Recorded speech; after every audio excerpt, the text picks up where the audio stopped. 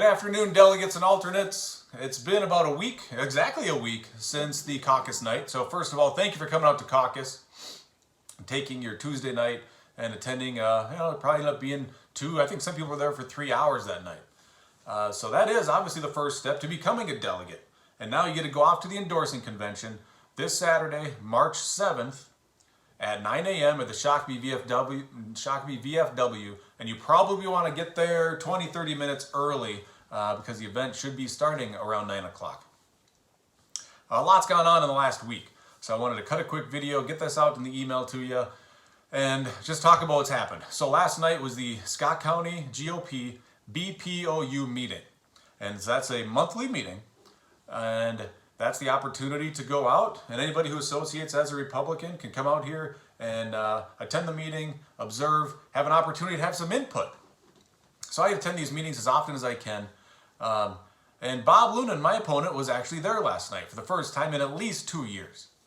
And there were some people on the committee, one person in particular, who actually said that in his time on this committee, in the Scott County GOP, he's been involved since 2016.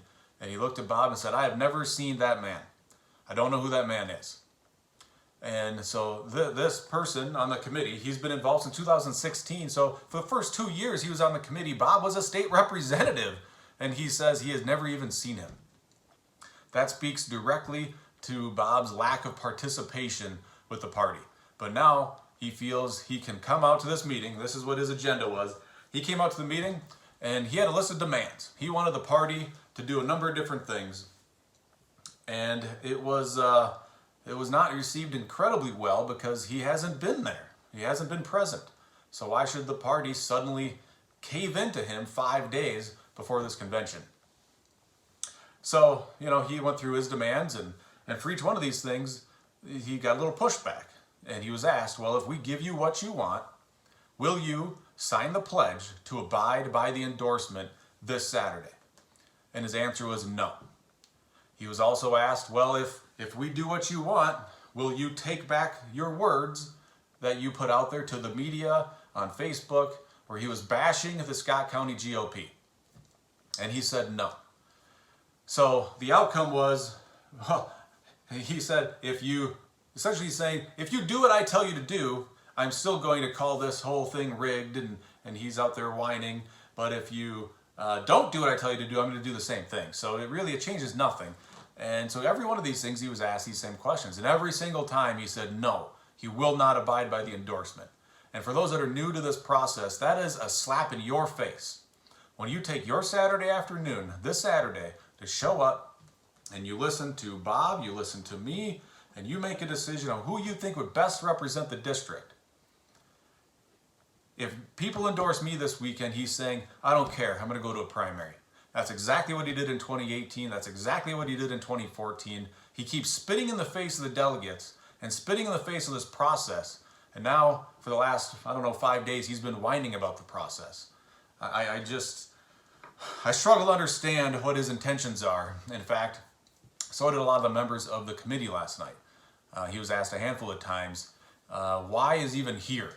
If you don't respect this process, you're not going to honor this process, why are you even trying to be a part of this process? And that question's still unanswered. The only possible answer I can think of at this point is it's ego.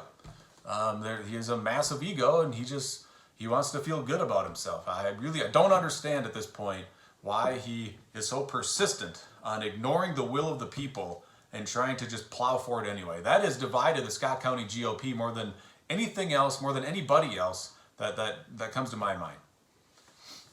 So this Saturday, you're going to have the choice between my campaign and Bob's campaign. And a little bit of an overview here. My campaign has only been growing in momentum. If you all remember, 2018 was a rough year for Republicans in Minnesota and statewide. But it was Trump's first midterm. And it was no different than Obama's first midterm in 2010, when the Tea Party swept across the country, right? Republicans won big everywhere. In 2018, Democrats won big everywhere. But this is going to be a very different year. And my campaign has been building in the momentum. In fact, when you look at this heat map the RNC put out in 2018, when we knocked on over 100,000 doors, I mean, we had people everywhere. We had dozens of volunteers going out, and first-time volunteers. These are new people to the process, new people to Republican politics. The RNC threw up their heat map, and it was a visual image of the activity all across the country. And they specifically noted right here in our district a white hot bed of activity. And that was my campaign. That was getting people energized, mobilized, off the couch, involved throughout the entire campaign season, and it showed in the election results. When people went to the voting booth in November of 2018, 400 more people voted for me than they did for Jeff Johnson. Jeff Johnson ran for governor in 2018, and he received more votes than any other governor candidate in the history of the state, except for Tim Walz. But 400 more people voted for me. 1,500 more people voted for me than our U.S. Senate candidate. So clearly, there was a lot of energy around my campaign. We had a ton of people involved, and the best part is we've only grown.